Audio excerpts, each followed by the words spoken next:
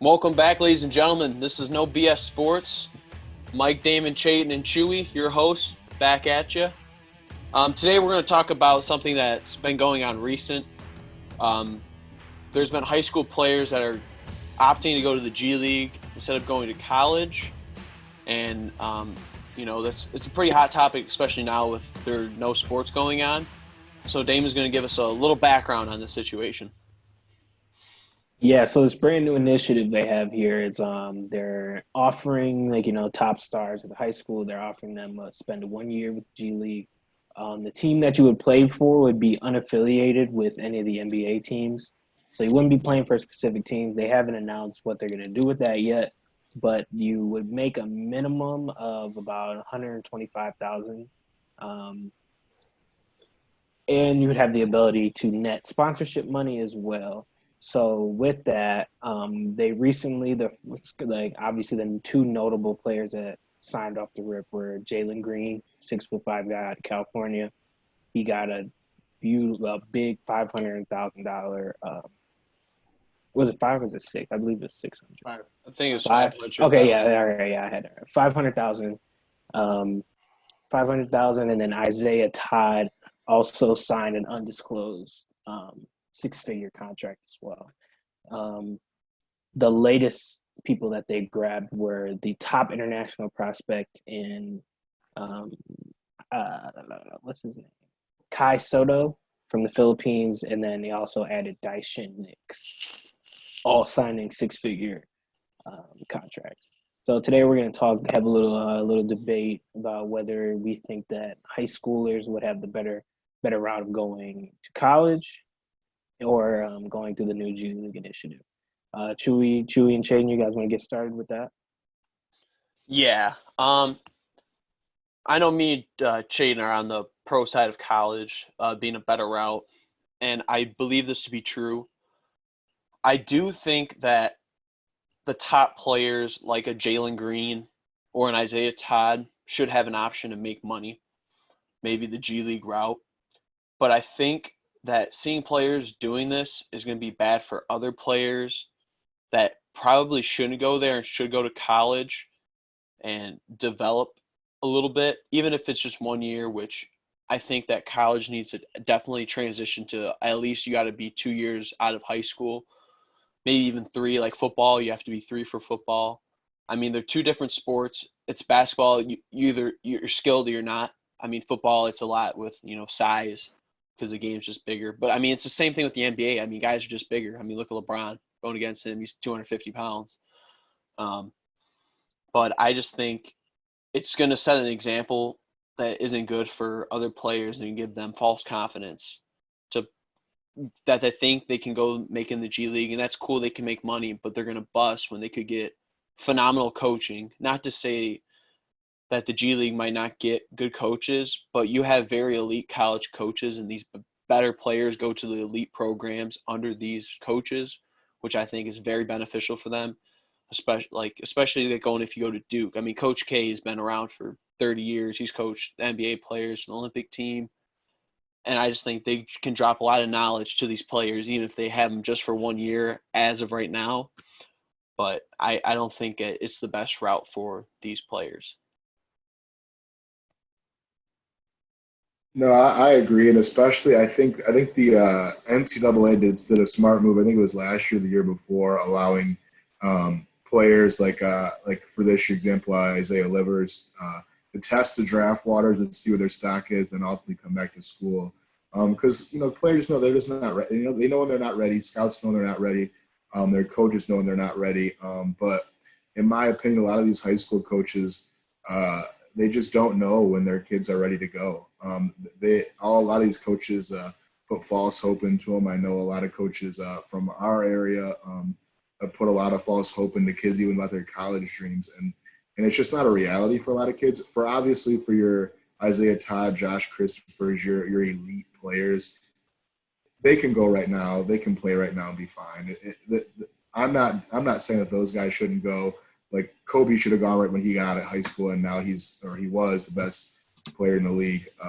Rest in peace, Kobe, for sure. But I think that the top talent knows when they can go, and the middle tier is going to get too much false hope and say, maybe I can test the waters, and then you can't go to school, and then you're, SOL. So I'll make a little counterpoint there, or kind of agree in a sense. So maybe installing like a tryout in a sense, maybe like you try out for that league, and if yeah, something like a combine in a sense, because like you said, there would be a lot of mid-tier players that are big fishes in a small pond, and you'll get a lot of small fishes in big ponds that may be able to play here, and some may be able to not. And I feel like a combine or something like that would be able to show if you're able to play at that level yet. And I feel like you still have the college option in your back pocket, because obviously you're still going to get offers from college if you're that good, But I do think that the option of being able to get paid and do that the year of development works a lot better in the standpoint of you can legally use your own likeness and still get paid for your sponsorships and everything, because we know the NCAA has not historically paid their players. And with that, there's been a lot of bad notoriety put on schools because some of top players have been bribed or given huge benefits to come to their schools, such as like DeAndre Ayton or Colin Sexton, or some of the big stories coming through their draft classes, or DeAndre Ayton. I believe that this will provide them a less clear, straight to the point, you're ready to get to this level. You come play the season, play your 20 games, and you get ready for the draft. I'm gonna take the stand where I'm just going to tear them up. So, I'll just start with this one. I think it's the easiest one. I think Chayton said this about if you don't go to school, you're SOL. I don't necessarily believe that. In school, I see older people all the time in classes, so I don't think you're SOL. I think you could start school really whenever you want, and it'll always be there for you. Not necessarily the scholarship. I'll agree with that. But if, let's say, if the GLeague, for example, doesn't work out, and there's a chance it wouldn't have worked out if you went to college anyways. So let's say you make $100K, 1 year. That's double, or it's like double what you would make with some degrees. So for 1 year, I don't think that's going to kill you. And then you can still go back to school, if you decide you can't do basketball. And then going back to what Chewy said, talking about the false hopes kind of thing. So I do agree with that. There are some players that just really can't play like that. They're not supposed to go to the NBA essentially. But I feel like them getting the opportunity to be with pro trainers, pro coaches, and all that. Not saying Doc Rivers is going to come coach this team, or Brad Stevens. I'm just saying more. Not saying more professional than, for example, Coach K and people like that, but better than, not everyone can get to Duke or Kentucky or, those big schools. One, because, there's only 13 players on the team, and two, do you really want to be the third wheel or second wheel to somebody else? You might be great, but they're excellent. So, that I would also say that's a reason that they could go. But mostly I would say with the trainers and stuff like that, they're going to help you get your body right compared to college, where they may not know as much, for the NBA. Also, doing this could give you the opportunity to link up with NBA players and give you the chance to see how it really is, because college to pro, the jump's got to be insanely different. I mean, even when we talked to Gerald last podcast, he said the jump, there was a big jump, and they would be able to prepare you better than a college coach would, I believe. Okay, I have a couple things to say. Yeah. Off the point of learning from NBA players, I don't think that's very strong because you still have a ton of NBA players that are alumni of these top programs that come in. I've listened to JJ Redick, his podcast, and he would come in. He talks to players at Duke, and he builds a relationship. And I'm sure he's not the only one. I mean, he's played in the NBA for over a decade. They're going to have that connection when they go to the elite programs of having the other top players and the coaches like Calipari, Kay. I mean, now you've got Juwan Howard at Michigan. I know Patrick Ewing is a coach. You really have you have connections and guys that can help you get ready for that next step in college. And another point that I want to bring up is this is all about money too. And March Madness is the NCAA's bread and butter. And in 2010, they signed a 14-year, $10 billion contract with CBS. In 2016, they extended that so the contract would go through 2032, and that was like another close to $9 billion. And the thing is, the NCAA knows if all these top players start leaving and going to the G League, they're going to implement a rule with the NBA because they know NCAA makes more money than the G League ever will. Even if they get these top players, you're still going to tune into March Madness because the crazy thing of seeing a 16 or a 15 seed make a Cinderella run. You're still going to get viewers regardless. And they'll implement a rule where you have to be out of high school for 2 or maybe even 3 years, go with the NFL 3 years, just because of it's going to be more of a financial thing than it is going to be looking out for the players, which I don't even agree with because, that's a little unethical, but that's just how our world works is around money. And the NCAA is going to want to keep their money, and they're going to want to try to keep the better players in college so, they're not as watered down. But it's just I think it revolves around money, and I just think there's no way that the NCAA doesn't fire back with something to get at, these players like Isaiah Todd and Jalen Green. Well, even going off an exposure standpoint too, I know LeBron James coming out of high school, that was back when he didn't have a one-and-done rule, was on the cover of magazines, was a largely touted player. And I know I've never seen a G League game ever. I never watched one. I never claimed to watch one. But I've watched probably 100 March Madness games in my life at least. And I think that I wouldn't know these household names without college basketball. Zion wouldn't be Zion Williamson, number 1 overall pick, the household name he was if he didn't go to Duke and didn't have the platform. I think college gives players the platform to do whatever they want to do. I think now some of that's been amplified. LeBron James doing his stuff with his platform, with his social justice movements, and giving the I Promise school up. I think he's extenuated that platform for college players, or for NBA players. But I think you don't get that name recognition. You go to the G League for a year and you don't perform head and shoulders above everybody else, your name's getting lost. I'm going to keep it real with you. Casual fans that don't watch the G League are just going to lose you flat out. And I think that what Chewy said with the Patrick Ewings and things and your Coach K's, you're getting top-notch coaching. I've seen guys personally at Michigan go from very scrawny dudes to men in 6 months at a college level, I think that those players, even the top tier players, would benefit from a year at college.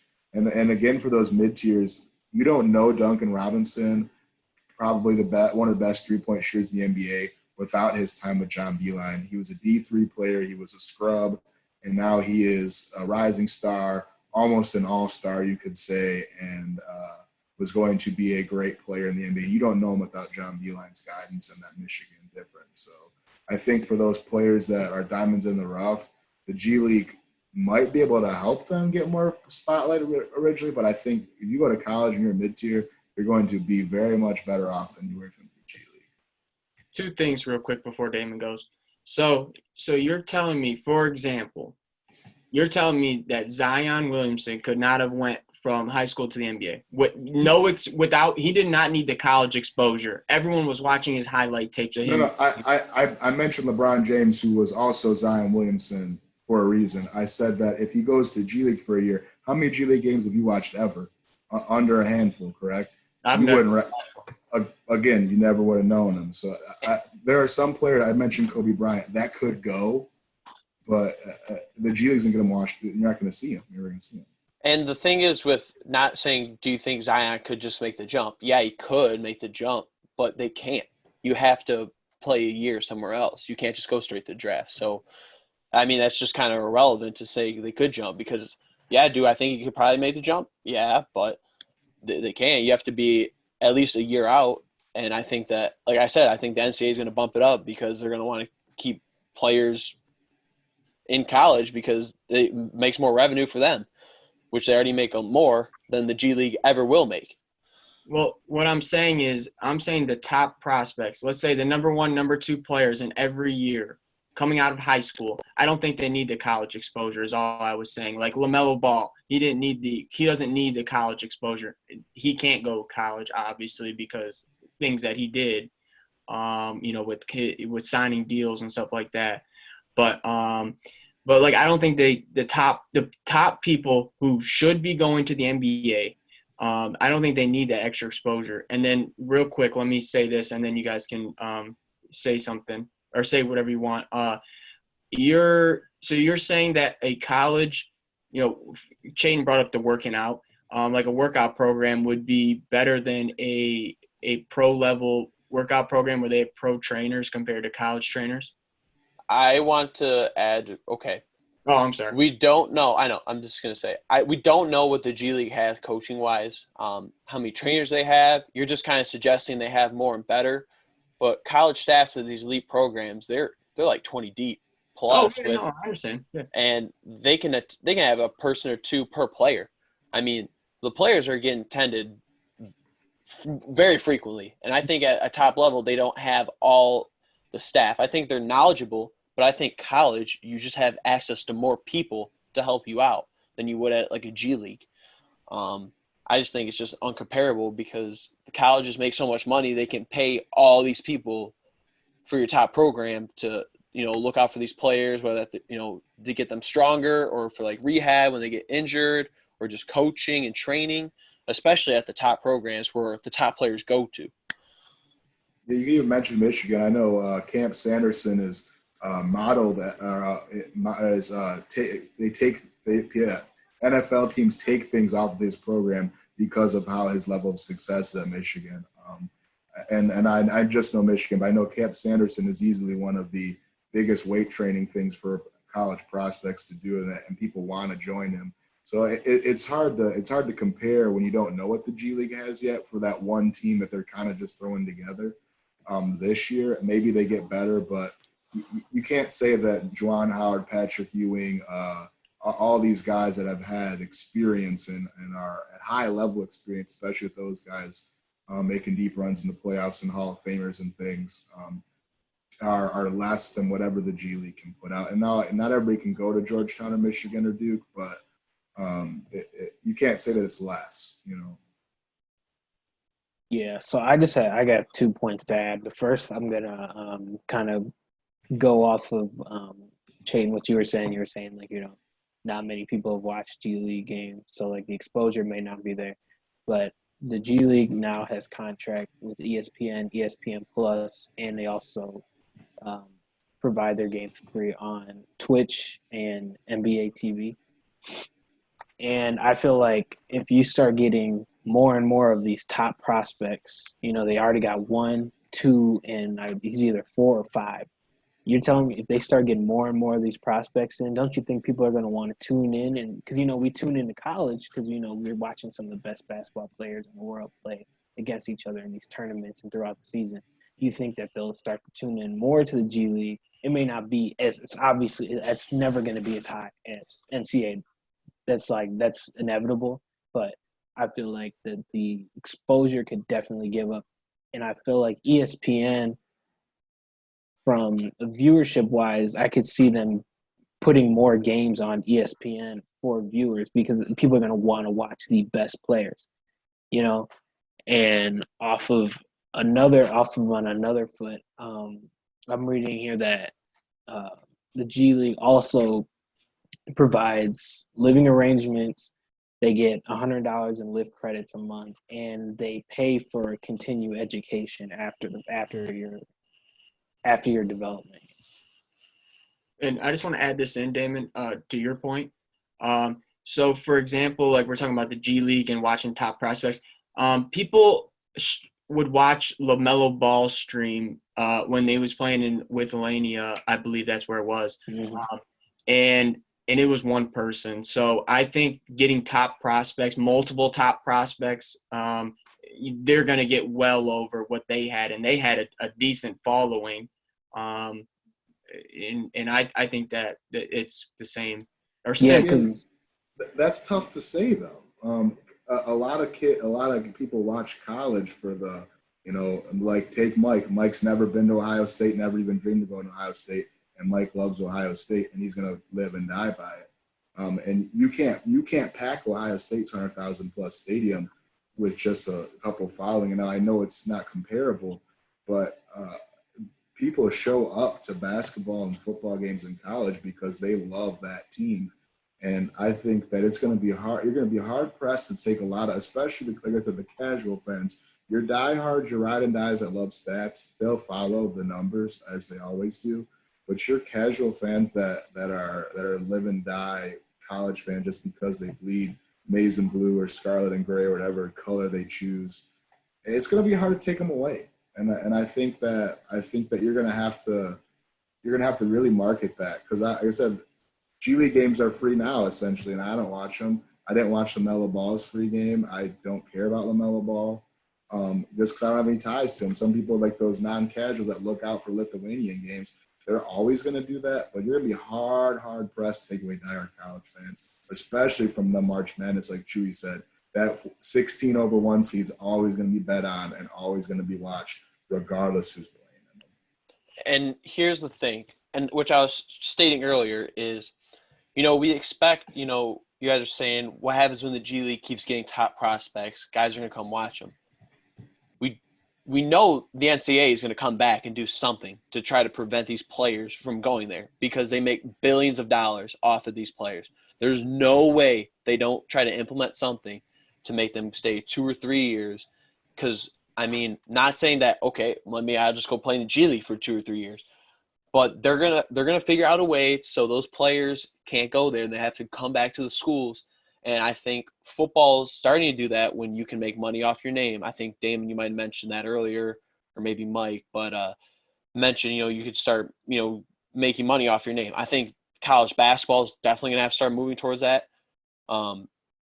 Especially, like you said, with Ayton and Zion recently coming out, his agent saying he's paid to wear Nike like shoes or, whatever it is. I don't know if we know all the details yet, but they're going to find ways to make players come back just because they make billions of dollars.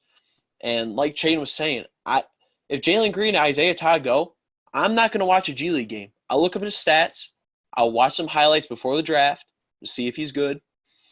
But I'm going to watch college basketball because they're phenomenal coaches. It's easier as a casual fan to have ties to college teams. And I'm not going to really tune into G League games. I'd rather watch a college basketball game because it's going to be more entertaining. Even though you say we got the top 1 or 2 players, okay, then who else is the league made of? We know the top 4 players are in there. Who else is playing? We don't know any other names. You say the same about college. Oh, you only know the top 2 guys on the team, but it's going to be a good basketball game. You don't know what the product you're going to get outside of the top players. Yeah, and I agree. Like I was saying before, like I don't think it'll ever, exposure-wise, fan-wise, will ever encompass what the NCAA has built. It's too high up to be overtaken, exposure-wise. So you guys are talking about like from the fan standpoint, and like I feel like if you have been playing basketball your whole life and your goal is to get drafted and play the best level that you possibly can, I feel like if you feel like that you can still play at the same level, but you're in a G League and you don't necessarily care that 30,000 people are chanting your name, but your goal is still ultimately to get drafted number one, I don't think you care if you got 10 people up here, whether it's 10 people up there yelling, go Jalen Green, or 30,000 people yelling Jalen Green. I feel like if you're trying to get to the league, you're going to do what you need to do, regardless if it's go Mays or go G League Bulls or something. You know what I'm saying? I feel like at the end of the day, it comes down to what is important to them, whether it's the experience or I'm just trying to get to the league. And I think that's what's going to end up coming down to. And like you said, I do feel like the NCAA will do something to try to add more of an incentive to come here, legally. But I feel like that ultimately is what it comes down to on a person-to-person basis. Yeah, and I agree with some of your guys' points. I'm not totally against like what you guys are saying, but another thing I wanted to bring up was ways on how this is actually going to happen. Players like KG and LeBron, they're gonna have to push it. They're gonna have to, there are players that have gone from high school to the NBA, which obviously that's not what these players are doing, but they're essentially, going from the G League from high school to the G League to the NBA, which is, skipping college still. Players that have done that are going to need to put, start talking about it, give them reasons on why they should. Because if it doesn't get exposure, then yeah, it's going to get flushed down by the NBA super easily. I mean, there's going to be no competition if big names aren't going to do that. Another thing I was thinking about is in the next couple of years, let's say Bronny, what if he goes to the G League? I mean, that's going to be a big push. Obviously, if this all still is going on, that's going to be a big push for the G League because he's such a big name. And then obviously LeBron's going to be supporting the G League. So what about if something like that happens? What do you guys think? Or even Zaire Wade. Yeah. And it's like I said earlier, it's going to have to be something like that. Like I said, you would know these guys out of high school, but if Zion goes to the G League for a year, I'm going to forget about him until the draft comes. Straight up, I don't care about the G League enough. I barely watch the NBA as it is, until it gets competitive, just because the Pistons are so trash right now. But if you had LeBron go to the G League, or I mean, not LeBron, Bronny Jr. go to the G League, obviously people are going to turn in because we have people like Josh and our friends that watch that love LeBron, and you're going to have some people that are going to say, "Hey, I still hate it, and I'm going to Pat Chrysler every night, and I'm going to go out to those games." So it would take a lot. It would take both of them. It would take like a lot of NBA players. You're talking about probably whatever the top NBA players are, to including LeBron and others, to push for the G League. I think you'd have to get even players that went through college to push for it. Because if LeBron pushes for it for its kid, it's going to mean a little bit different than if Zion says, "Man, I really wish I could have gone to the G League for it." And then now it opens up that's a whole different discussion. That's players advocating for players.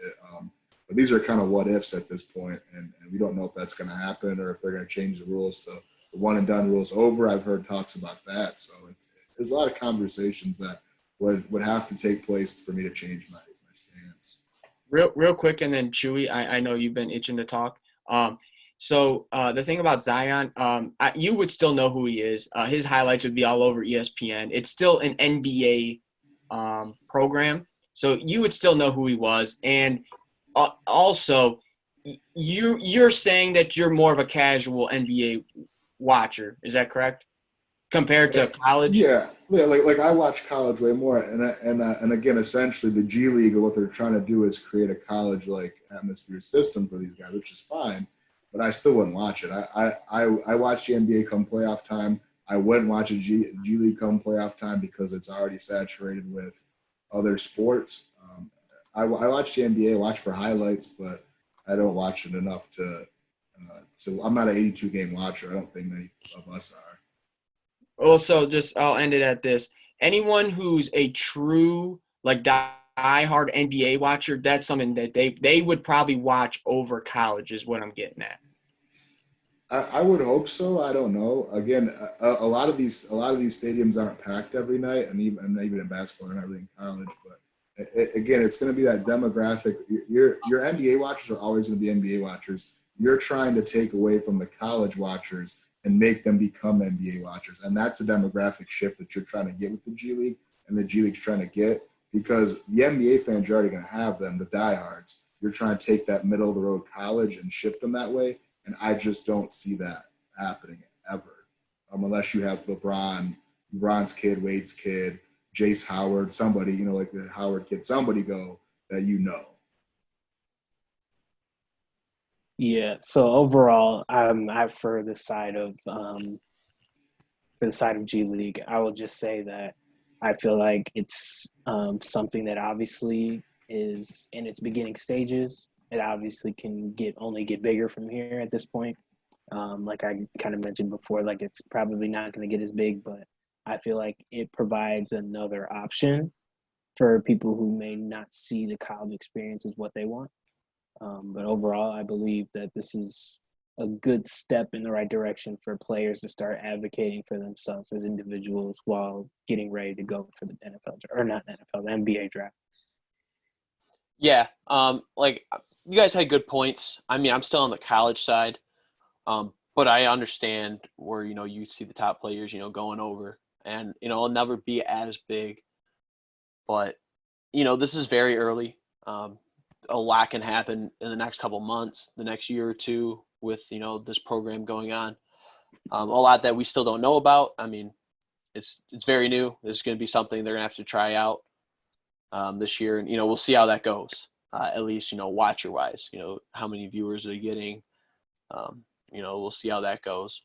I'm sure this topic will come up again, but I think we laid out some good points, some good discussion, and I think we could keep going on, but we should wrap it up and let our viewers give us some comments, see what they think, see if there's anything we missed. So thank you guys for watching. Subscribe, let us know what you think. This No B.S. Sports. Thanks for watching.